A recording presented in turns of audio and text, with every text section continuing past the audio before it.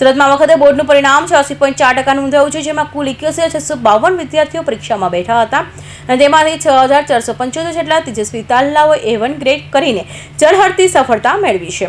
અને પરિણામ જાહેર થતાં જ અનેક પરિવારોમાં સંતાનોની સિદ્ધિ જોઈને હર્ષના આંસુ રોકી શક્યા ન હતા. ત્યારે આજે સુરતની આશાદીપ વિદ્યાલયમાં A1માં 562 વિદ્યાર્થીઓ બાજી મારતા આશાદીપ ગ્રુપ ઓફ સ્કૂલનું પરિણામ 98% આવ્યું છે. સુરતમાં ધોરણ 10નું પરિણામ જાહેર થતાની સાથે જ શાળામાં ભારે ઉત્સાહ જોવા મળ્યો હતો. ખાસ કરી આશાદીપ જેવી સંસ્થાઓમાં જ્યાં મોટી સંખ્યામાં વિદ્યાર્થીઓએ A1 ગ્રેડ મેળવ્યું છે, ત્યાં વિદ્યાર્થીઓ અને શિક્ષકો ડીજેના તાલે ઝૂમી ઉઠ્યા હતા. તો ક્યાંક ફટાકડા ફોડી મીઠાઈ ખવડાવી ઉજવણી કરી હતી. પરીક્ષાનું પરિણામ જાહેર થતાં જ શાળાઓમાં ક્યાંક ખુશી તો ક્યાંક લાગણીસભર દ્રશ્યો જોવા મળ્યા હતા. એક તરફ ઝળહળતી સફળતાનું મેળવી તમામ વિદ્યાર્થીઓને શાળાના પંટાગઢમાં ગરબાની રમઝટ બોલાવતા જોવા મળ્યા હતા. સુરતની આશાદીપ શાળાના તેજસ્વી વિદ્યાર્થી માંગોકિયા પાર્થ રમેશભાઈ ધોરણ 10ની બોર્ડની પરીક્ષામાં 600માંથી 591 ગુણ મેળવી અને 98.50% સાથે ઝળહળતી સફળતા મેળવી છે. ત્યારે સુરતની આશાદીપ વિદ્યાલયમાં A1માં 562 વિદ્યાર્થીઓ બાજી મારતા ખુશીનો માહોલ જોવા મળ્યો હતો.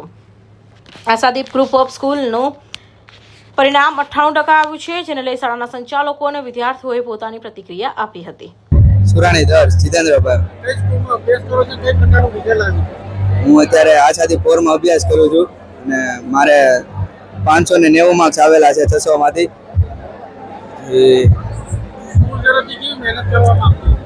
અને સ્કૂલ તરફથી ખૂબ મહેનત કરવામાં આવી છે. સ્કૂલનું રોજનું રોજ કરાવવામાં આવતું હતું.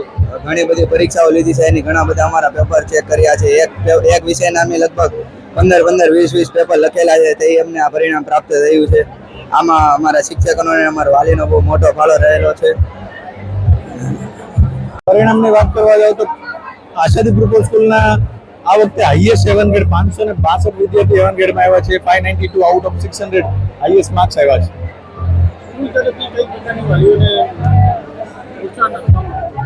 સ્કૂલ તરફથી જે બાળકો પાછળ જે મહેનત કરવા મળે છે, દર વર્ષે જો છેલ્લા 10 વર્ષથી આશાદીપ ગ્રુપ ઓફ સ્કૂલ ટોપ પર રહે છે. તો આ વસ્તુ સિસ્ટમ અને ટીમ વર્કના કારણે પોસિબલ થાય છે. વાલીઓનો એટલો સપોર્ટ મળે છે, વિદ્યાર્થીઓ એટલી હાર્ડવર્ક કરે છે, એની પાછળ શિક્ષકો પણ એટલી મહેનત કરે છે. અને ત્રણેયમાં જે પણ મહેનતની જરૂર પડે, કંઈ સપોર્ટની જરૂર પડે, એનું મેનેજમેન્ટ અમે સપોર્ટ કરીએ છીએ, જેના કારણે પરિણામ પોસિબલ થાય. ગયા વખતે આ વખતે પરિણામ ઘણું ઊંચું આવ્યું છે. A1 ગ્રેડની સંખ્યામાં પણ વધારો આવ્યો છે. એટલે કહી શકાય કે સુરત એ આખા ગુજરાતમાં શિક્ષણમાં મોખરે ધીરે ધીરે જતું રહ્યું છે અને ટોપ પોઝિશન ઉપર આવ્યું છે.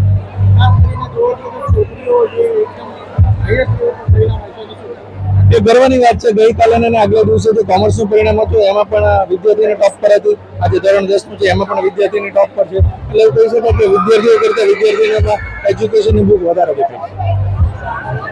વિદ્યાર્થીઓએ આખું વર્ષ કરેલી સખત મહેનતનું મીઠું ફળ મળતા કેટલાક વિદ્યાર્થીઓ અને વાલીઓ ભાવુક થઈ ગયા હતા. પરિણામ જોતા જ તેમની આંખોમાં હર્ષોલ્લાસના